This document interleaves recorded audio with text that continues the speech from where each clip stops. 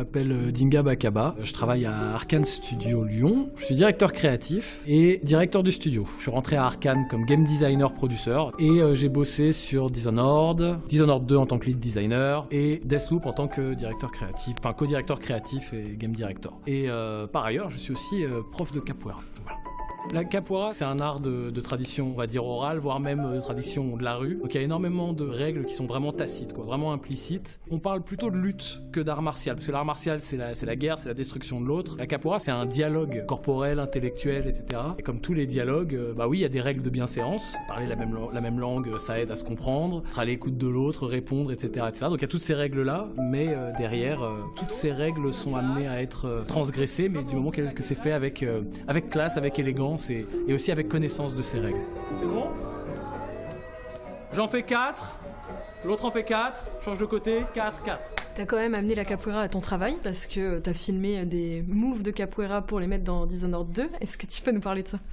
Oui, alors c'est tout bête, c'est vrai que quand on pratique quoi que ce soit dans un studio de jeux vidéo, on se dit à un moment donné ou un autre ça va être utile. Bon, Dishonored 2 cherchait la direction pour avoir en vue première personne un coup de pied pour repousser les ennemis, mais c'est vrai que très très vite quand on se rend compte que les discussions on n'y arrive pas, à un moment donné c'est quoi, prends ton téléphone, filme-moi et puis hop, de côté, de derrière, de devant. Je veux pas être trop prescriptif, voilà, c'est vraiment du brainstorm en fait. C'est vraiment même pas pour dire faites ça, c'est pour dire tiens une façon de le faire c'est ça. Mais bon, ça c'est une façon on va dire très concrète. Il y a d'autres choses aussi qui sont peut-être un peu moins évidentes. Mais typiquement, je parlais tout à l'heure du jeu de capoeira qui est quelque chose qui n'a pas beaucoup de règles et les règles se créent un petit peu avec la personne avec qui on est. Ça, c'est une des intentions principales sur, par exemple, la fonction multijoueur de Deathloop, en fait. Où on va être dans un cas où il va y avoir le joueur, la joueuse qui est Colt, qui a son objectif dans l'environnement dans lequel on rentre, et puis il y a quelqu'un d'autre qui va rentrer comme étant Juliana, donc l'envahisseur, et j'ai beaucoup résisté dans les discussions de design sur l'idée de mettre trop d'objectifs pour l'envahisseur.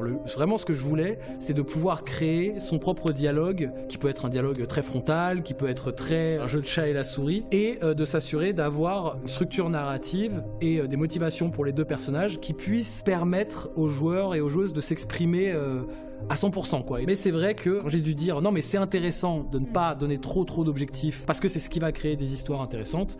Du coup je prends l'exemple du jeu de capoeira dans lequel on sait dans quoi on rentre mais on sait pas dans quoi on va finir comme type de dialogue. Et puis il y a aussi cette notion de dans l'histoire de Deathloop, effectivement ces deux assassins sont dans une boucle, donc les choses ont finalement très peu d'enjeux. Elles ont un énorme enjeu puisqu'il y en a un des deux qui veut la casser et l'autre qui veut pas, mais dans l'absolu chaque rencontre elle-même a relativement peu d'enjeux parce que c'est pas forcément la dernière et que ça peut se répéter à l'infini. Et à la capoeira c'est un petit peu la même chose. On a cette logique de dire c'est pas grave de se faire balayer, tomber sur ses fesses devant tout le monde ou de se faire ridiculiser pour x, y ou z raison. Parce que il y a cette logique de volta au monde qui veut dire le tour du monde qui est la difficulté ou le problème. Il faut pas le fuir, mais il faut accepter parfois de faire ce qu'on appelle faire le tour du monde, c'est-à-dire de prendre de la distance et le problème reviendra. La boucle se bouclera et tu te retrouveras en face du même problème. Et donc chaque échec ou victoire n'a que peu de valeur en soi. Ce qui a de la valeur, c'est la progression et l'histoire qu'on se raconte.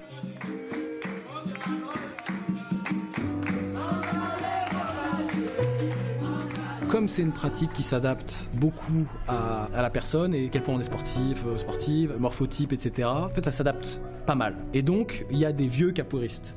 Et les vieux capoeiristes, ils sont la classe.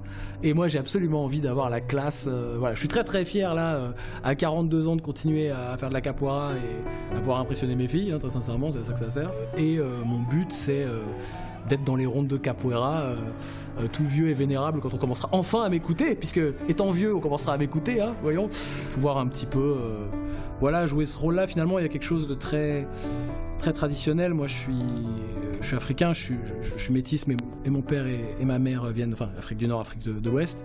Et dans la culture africaine, il y a une place des vieux, comme on dit, qui est importante. Et dans la société d'aujourd'hui, je suis pas sûr que je la trouverai. Mais dans la capoeira, on peut toujours avoir ce rôle-là. Donc oui, non, je me projette bien comme un vieux capoeiriste. Et quand mes genoux seront trop usés pour pouvoir jouer la capoeira, je continuerai à chanter et à enseigner et à taper les instruments et à être super exigeant sur comment les autres tapent les instruments. Voilà, moi j'espère vieillir dedans, ouais, effectivement. Et voilà, après j'ai des buts qui restent modestes quand même, dans le sens où c'est pas mon activité principale, mais j'aime bien dire, à un moment donné je disais à à un prof un jour, oui, mais tu sais, moi je suis pas un professionnel, machin. Il dit non, tu donnes combien de cours par semaine? Je dis 2 cours par semaine. Il dit pendant 2 cours par semaine, t'es un professionnel. T'es un professionnel sur des heures, dites, mais pendant ces heures-là, tu n'es pas un amateur, etc. Ça m'a quand même fait réfléchir et prendre conscience aussi du fait que c'est pas parce que on dédie pas toute sa vie à un art qu'on le pratique pas sincèrement et avec passion.